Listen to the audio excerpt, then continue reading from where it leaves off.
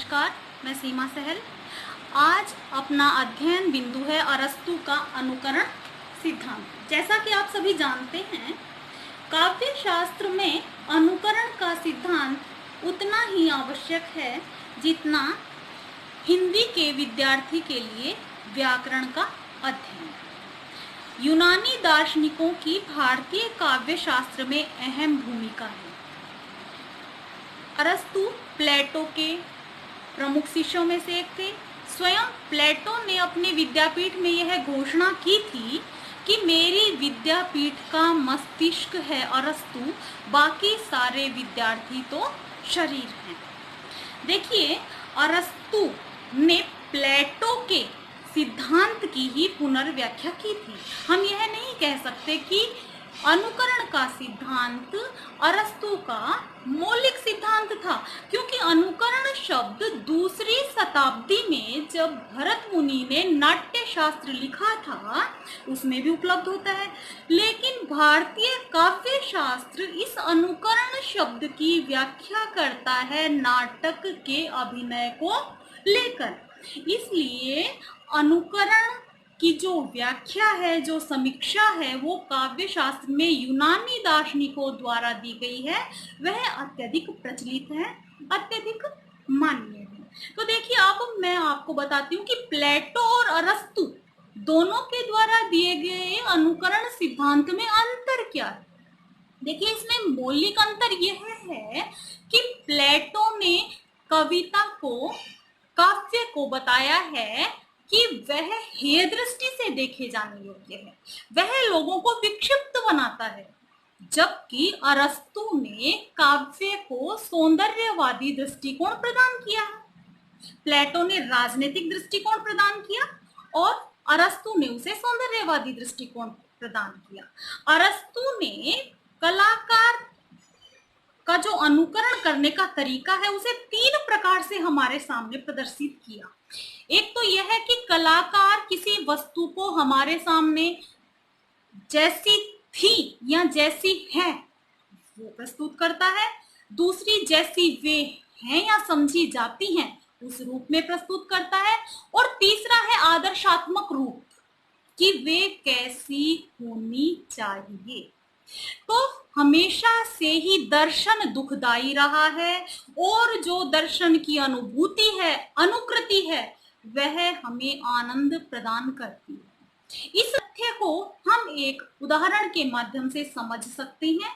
जैसे जंगल में खड़े होकर हम शेर को देखते हैं तो भय के कारण हमारा पसीना छूट जाता है, हमारे पांव कांपने लगते हैं। परंतु जब भी उसी शेर का चित्र हम अपने ड्राइंग रूम में देखते हैं, हम उसे छू करके आनंद की अनुभूति प्राप्त करते हैं, हमें आनंद प्राप्त होता है।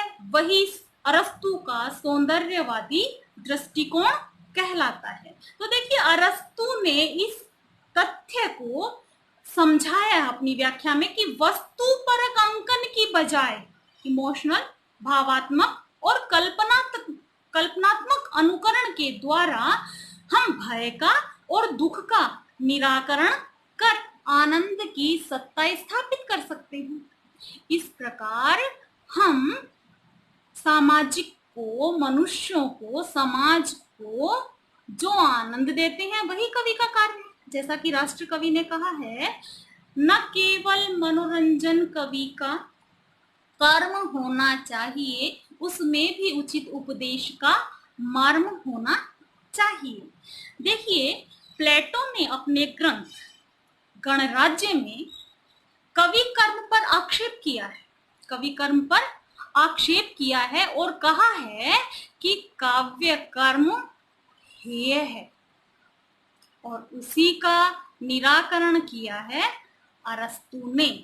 और अरस्तु ने कहा है कि काव्य में जो अनुकरण है वह गोचर वस्तुओं का नहीं होना चाहिए। गोचर वस्तुएं जैसे पर्वत हैं, नदी हैं, पशु हैं, उनका नहीं होना चाहिए। ये जो मानवेतर प्रकृति का अनुकरण है, ये करना इसका काम नहीं है, कवि का काम नहीं है। कवि का कर्म है सर्जन प्रक्रिया का अनुकरण करना। कवि और कलाकार उन अवरोधक कारणों को हटा करके प्रकृति की सर्जन क्रिया का अनुकरण करता है और प्रकृति में जो अधूरा रह गया है उसको पूर्णता प्रदान करता है। तो देखिए, हम कह सकते हैं कि कविता सामान्यतः है प्राकृतिक प्रकृति की दो सहज अनुभूतियों से उद्भूत जान पड़ती है। पहली तो यह है कि वह गोचर वस्तुओं का निर्धारण नहीं करती है अपने काव्य में।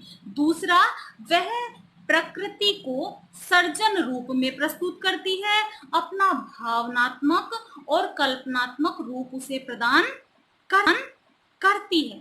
तो देखिए, आज जो हमारा काव्य है वह अपना सौंदर्यवादी दृष्टिकोण खोता हुआ, नैतिकतावादी सीमाओं को पार करता हुआ, जैसा कि प्लेटो ने कहा था कि कवि का कर्म कभी भी हेय नहीं होना चाहिए, परंतु आज वह कवि कर्म हेय होता जा रहा है। देखिए, अरस्तु ने केवल एक ही सिद्धांत नहीं दिया था, अरस्तु ने तीन सिद्धांत दिए थे जिसमें विरेचन का सिद्धांत भी था, जिसमें त्रासदी का सिद्धांत भी था, अनुकरण के सिद्धांत के अलावा। परंतु वो सिद्धांत इतनी अहमियत नहीं रखते हैं, क्योंकि त्रासदी में क्या था, दुख से भरी हुई घटनाओं का वर्णन और उसमें कैसे निराकरण किया जाए। विरेचन सिद्धांत था जिसमें शुद्धता कैसे लाई जाए काव्य में। और आज के परिप्रेक्ष्य में हमारा काव्य असामाजिक तत्वों और अशुद्धताओं से भरा हुआ है।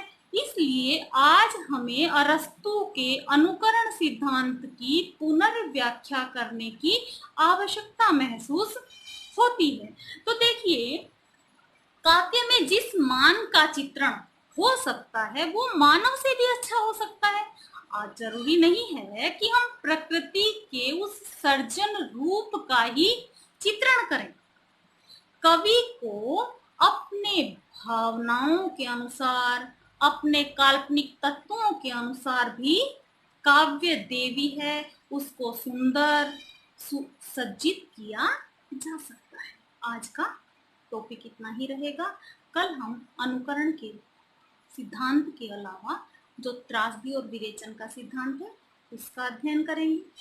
मुझे आशा है कि आज का जो अनुकरण सिद्धांत है कि हमें प्रकृति का अनुकरण गोचर रूप में ना करके कवि कर्म के अनुसार कल्पनात्मक और भावनाओं से जुड़ करके करना चाहिए, तभी जो काव्य कृति है वह हमें आनंद प्रदान करेगी, समाज को नया रास्ता दिखाएगी और समाज के लिए बहु उपयोगी होगी। धन्यवाद।